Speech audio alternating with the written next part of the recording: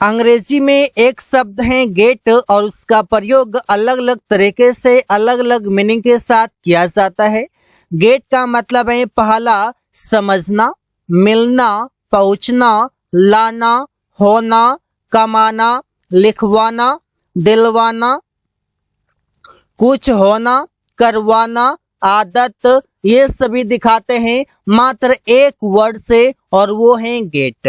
अब एक एक करके इन सभी शब्दों का प्रयोग सीखेंगे। सबसे पहले है गेट और गेट का मतलब है समझना। समझना के लिए हमारे पास ऑलरेडी वर्ड है अंडरस्टैंड, लेकिन अंडरस्टैंड के जगह पर प्रयोग करते हैं गेट। जब आप इंग्लिश बोलते हैं उसमें ज्यादातर आप अंडरस्टैंड को अवॉइड करके आप गेट प्रयोग करते हैं। जैसे मैं तुम्हारा बात समझ गया, तो गेट का तो V1 गेट है और गेट का सेकेंड फॉर्म गोट, थर्ड फॉर्म भी गोट और साथ ही साथ गोटन भी होता है। और इसके बाद फोर्थ फॉर्म हो जाएगा गेटिंग और फिफ्थ फॉर्म हो जाएगा गेट्स। जैसे यहाँ पर आई गोट योर वर्ड्स, मैं तुम्हारा बात समझ गया। यहाँ पर जो गोट है ये गोट यहाँ पर V2 है, मतलब वर्ब का सेकेंड फॉर्म है। रोहन अंग्रेजी नहीं समझता है, Rohan doesn't get English, Rohan doesn't get English, Rohan अंग्रेजी नहीं समझता है। यहाँ पर जो गेट है इस गेट का मतलब है समझना। ऐसे ही सेंटेंसेस आप कई सारे बना सकते हो। गेट का मतलब है लाना। लाना के लिए हमारे पास वर्ड है ब्रिंग, हमारे पास वर्ड है फेच, लेकिन अलग अलग तरीके से जब हम प्रयोग करते हैं तो वहाँ पर इन सभी को हम अवॉइड करके हम प्रयोग करते हैं गेट, और गेट का मतलब है लाना। जैसे गेट यहाँ पर वर्ब है तो टेंस के अनुसार ये बदलेगा। तुम बाजार से कुर्सी ला रहा था, you are getting the chair from market, you are getting the chair, तुम कुर्सी ला रहा था, फ्रॉम मार्केट मतलब बाजार से। एक गिलास पानी लाओ, get a glass of water, यहाँ पर गेट का मतलब है लाना, लाओ अ ग्लास ऑफ वाटर, एक गिलास पानी। यू आर गेटिंग, तुम ला रहा था, द चेयर मतलब कुर्सी, फ्रॉम मार्केट बाजार से, तो गेट का मतलब यहाँ पर है लाना। गेट, गेट का मतलब है पहुंचना। पहुंचना के लिए हमारे पास ऑलरेडी वर्ड है रीच या फिर हमारे पास वर्ड है अराइव, लेकिन फिर भी हम यहाँ पर प्रयोग करते हैं, इन सभी को हम छोड़कर प्रयोग करते हैं गेट का, और गेट का मतलब है पहुंचना। ऐसे यहाँ पर है सुमन स्टेशन पहुंचने वाला है, Suman is about to get to the station, यहाँ पर ऐसे प्रयोग करते हैं। तो यहाँ पर जो गेट का मतलब है, गेट का मतलब पहुंचना है। वो ऑफिस 9:30 बजे मतलब 9:30 बजे रोज पहुंचता है। He gets to office at 9:30 every day। तो यहाँ पर आप देख सकते हैं कि गेट का मतलब है पहुंचना। गेट मीन्स प्राप्त करना या फिर पाना या मिलना, तीनों तरीके से प्रयोग करते हैं। रवि को उसके जन्मदिन पर गिफ्ट मिला, तो मिलने के लिए यहाँ पर प्रयोग करेंगे, तो Ravi got a gift on his birthday. यहाँ पर आप देख सकते हैं मिला या प्राप्त किया, दोनों तरीके से हो सकता है। उसने एक पत्र प्राप्त किया, ही गोट अ लेटर। यहाँ पर प्राप्त करने के लिए हमारे पास वर्ड है, हमारे पास ऑलरेडी वर्ड है, वो भी है हमारे पास रिसीव, लेकिन रिसीव को छोड़कर हम प्रयोग करते हैं गेट का। जैसे मुझे समय नहीं मिला, आई डिडंट गेट टाइम, तो डिडंट गेट टाइम मतलब मुझे समय नहीं मिला, तो गेट का मतलब यहाँ पर है मिलना।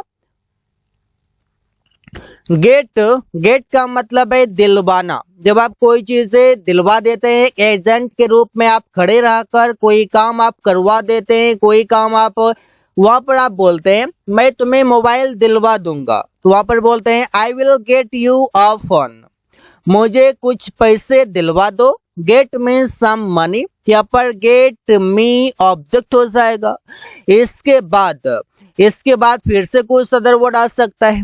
मुझे चॉकलेट दिलवा दो, गेट मी आ चॉकलेट, तो इससे हम प्रयोग करते हैं। तो गेट का मतलब है दिलवाना।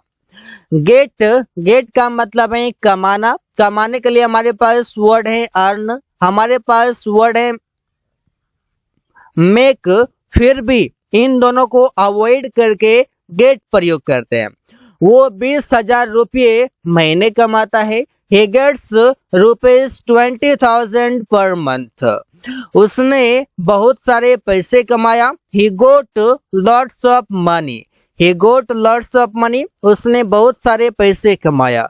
तो ऐसे ही सेंटेंसेस आप बना सकते हैं गेट से। गेट का मतलब है कमाना।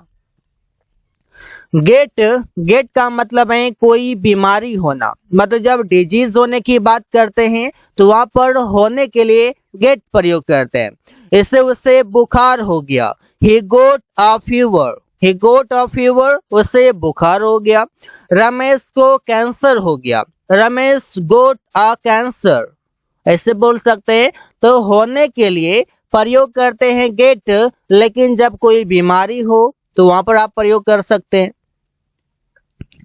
गेट का मतलब है कोई काम करवा देना। मतलब मैं कुछ करूंगा नहीं, बल्कि मैं काम करवाऊंगा किसी थर्ड पर्सन से।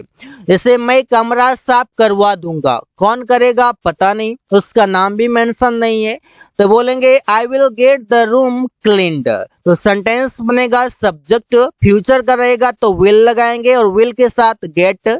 इसके बाद कोई भी ऑब्जेक्ट आएगा, इससे कमरा साफ करवाना तो कमरा आ जाएगा।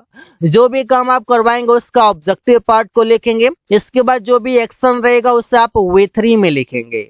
यहाँ पर देखिए V3 में क्लीन्ड आ गया और यहाँ पर द रूम ऑब्जेक्ट में आ गया। वो यह काम करवा देगा। He will get this work done।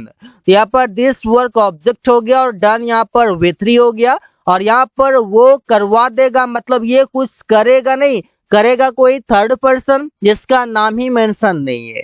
यहाँ पर सिर्फ ये एजेंट के रूप में, बाकी करेगा कोई और। ये सिर्फ आप समझ सकते हैं कि सिर्फ ये खड़ा है, काम को देख रेख करेगा, बल्कि करेगा कोई और। गेट यूज्ड टू, इसका मतलब है आदत हो चुका है। जब आप हैबिट की बातें करते हैं, इसे सुमन को 15 घंटे तक पढ़ने का आदत हो गया है। Suman has got used to studying for 15 hours.